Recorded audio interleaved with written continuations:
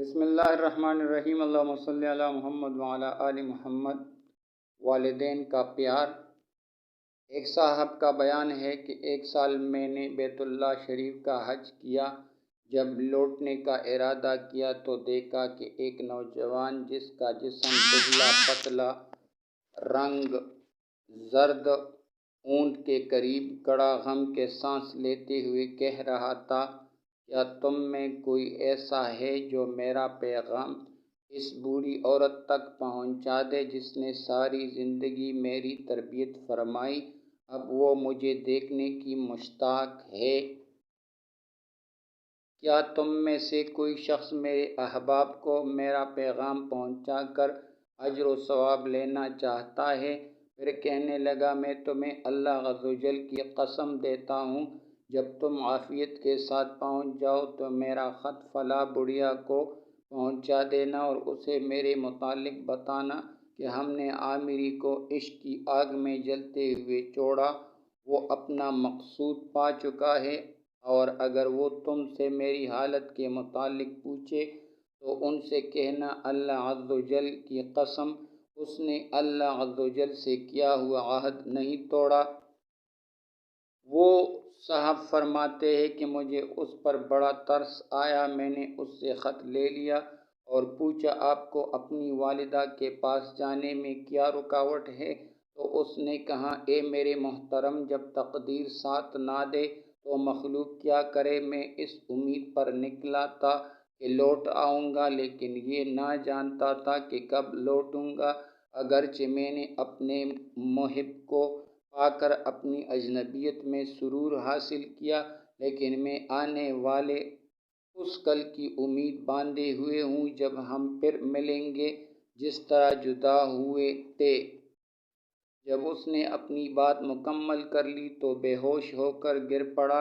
قافلے والے اس کے ارد گرد جمع ہو گئے۔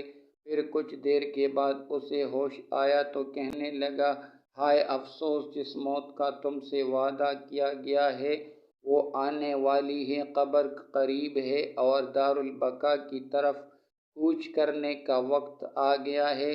پھر اس نے ایک زوردار چیخ ماری اور اس کی روح خالق حقیقی سے جا ملی۔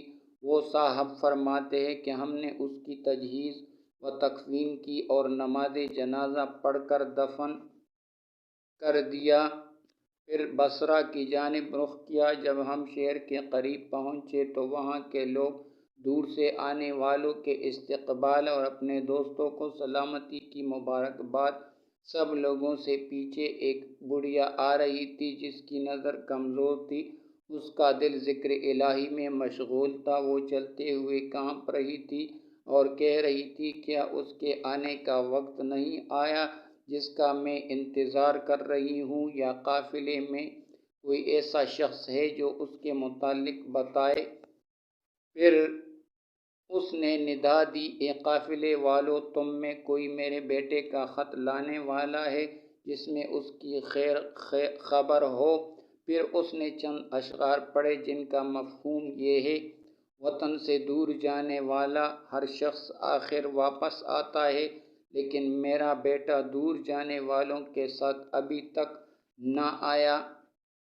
بہت زیادہ رونے سے میری آنکھیں چلی گئی اور اس کی جدائی کے غم میں میرے دل کی آگ تیز ہو گئی۔ میں تو اس کی واپسی اور ملاقات کی تمنا کر رہی تھی، لیکن لگتا ہے کہ میری امید بہت دور ہے۔ وہ صاحب فرماتے ہیں کہ میں نے آگے بڑھ کر کہا، ایک کمزور اور غمگین بڑھیا، میرے پاس اس نوجوان کا خط ہے۔ وہ دوری کا شکوہ کر رہا تھا اور کہہ رہا تھا کہ اس شہر میں اس کے گھر والے ہیں۔ وہ اپنی والدہ کے دیدار کا بہت مشتاق تھا جو اس سے کافی محبت و مودت رکھتی ہے۔ اس وقت اس بڑھیا خاتون نے ایک چیخ ماری اور کہنے لگی، اللہ کی قسم، یہ میرے ہی مسافر بیٹے کی صفت ہے، اس نے مجھ سے خط لیا تاکہ اپنے شکستہ دل کو جوڑے۔ وہ بزرگ فرماتے ہیں کہ وہ مجھ سے خط لے کر چومنے لگی اور اپنے دل اور آنکھوں پر رکھ کر پوچھا، اے میرے پردیسی بیٹے کے قاصد، میرے محبوب بیٹے کا کیا ہوا؟ میں نے اسے بتایا کہ وہ اپنے رب عز و جل سے جا ملا ہے۔ جب اس نے سنا کہ اس کا بیٹا راہ حق کا مسافر ہو گیا ہے تو بہت زیادہ روئی، پھر اپنا سر آسمان کی طرف اٹھا کر کہنے لگی، اے میرے مالک و مولا عز و جل، مجھے دنیا میں زندہ رہنا اس لیے پسند تھا کہ اپنے بیٹے سے ملاقات کی امید تھی، لیکن اب مجھے دنیا میں رہنے کی کوئی حاجت نہیں۔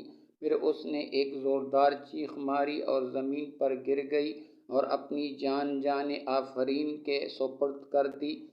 میں نے اس کی تجہیز و تکفین کا ارادہ کیا تو کوئی کہنے والا جس کی صورت نظر نہ آئی کہہ رہا تھا، اے شخص ٹھہر جا، اس کا معاملہ تیرے ذمہ نہیں۔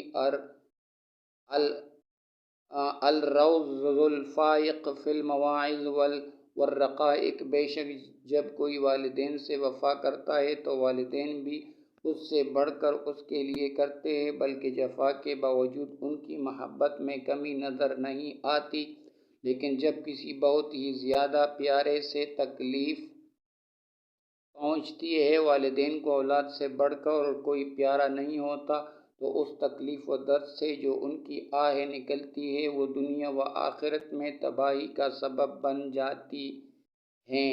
ابھی جن کے والدین زندہ ہیں وہ قدر کر لے اپنے ماں باپ کی، بعد میں پچھتاوے کا کیا فائدہ۔